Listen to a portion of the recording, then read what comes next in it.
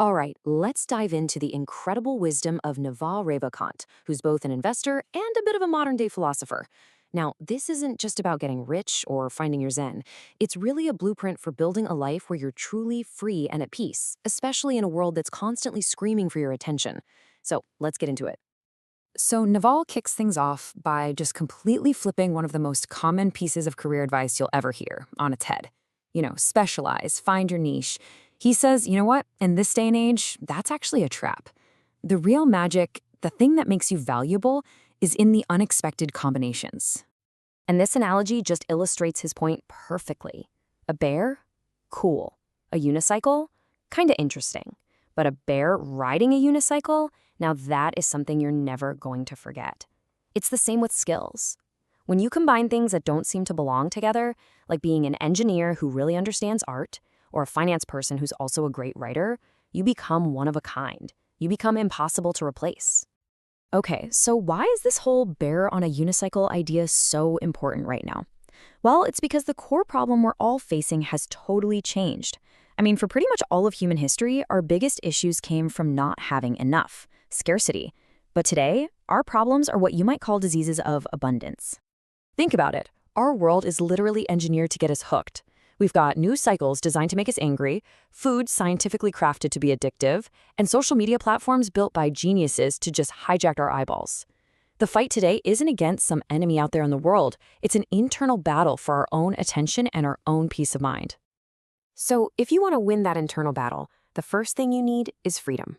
And in our world, that really starts with understanding the new rules of creating wealth. And look, we're not just talking about having a pile of money here. We're talking about real freedom, the freedom to control your own time, and by extension, your own life. This right here is the absolute core of it. The traditional path, trading hours for dollars, is a dead end if you want to build real wealth. I mean, even super high-paid professionals like doctors and lawyers get stuck on this treadmill. Their income goes up, but so does their lifestyle, and they're left with basically no real freedom at all. You can see this massive shift right here. The old model, the industrial age, was all about being a replaceable part in a giant machine. Your input was directly tied to your output. But the new model, the information age, is about being an authentic, unique creator. You own a piece of what you're building, and your impact isn't linear at all. One great idea can literally create massive, massive value. So how do you actually make this happen? Well, Naval lays out three key pillars. First, you have to own equity. You need a piece of the upside. Second, you have to use leverage. And this is huge. Leverage isn't just money anymore. Code and media are the new leverage. They're like little robots working for you while you sleep. And third, you have to build what he calls specific knowledge. That's your unique bear on a unicycle skill set. Something that comes from your own genuine curiosity and can't just be taught in a classroom. And this idea just hits so hard because it's the trap so many of us fall into, right? We grind away, sacrificing our present for some imaginary future where we can finally relax. The real goal isn't just getting to 65. Real retirement is when your assets earn more than you spend. It's when you're free from having to make that sacrifice. It's when today is finally enough, all by itself. But look, having all the wealth in the world doesn't mean a thing if you're not happy. It's just an empty win. And this brings us to Naval's second huge idea.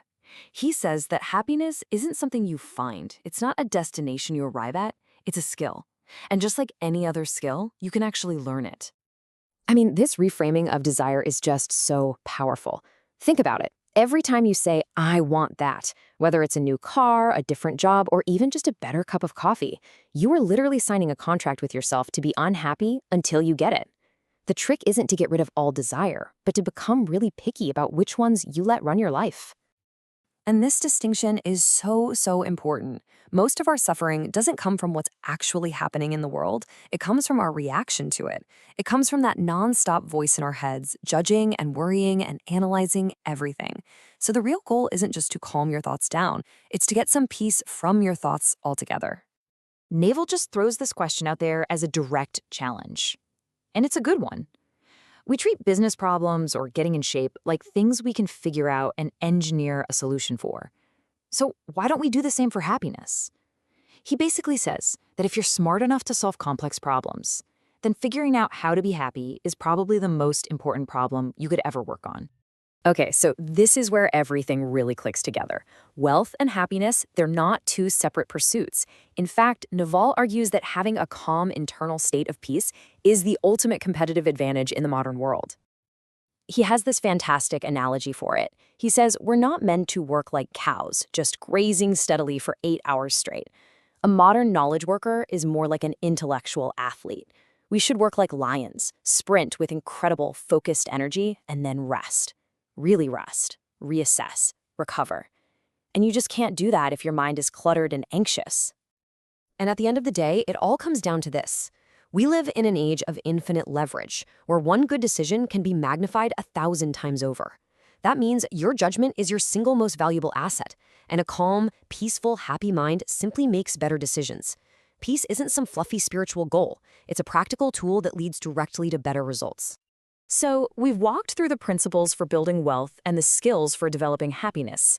But here's the thing. Just knowing this stuff isn't enough. The real change, the big shift, happens with one single, powerful realization.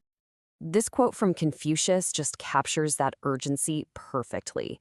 So many of us live like we have all the time in the world, always putting off the important things for some imaginary tomorrow. But the second you truly, deeply understand that this is it, this is your one shot, that's when your second, more intentional life can actually begin. And that really brings us to the final question, and this one's for you. The principles are here, the path is pretty clear. Now, it's not easy, for sure, but it is possible. This whole thing isn't just some interesting idea to think about, it's an invitation to start living that second life, starting right now.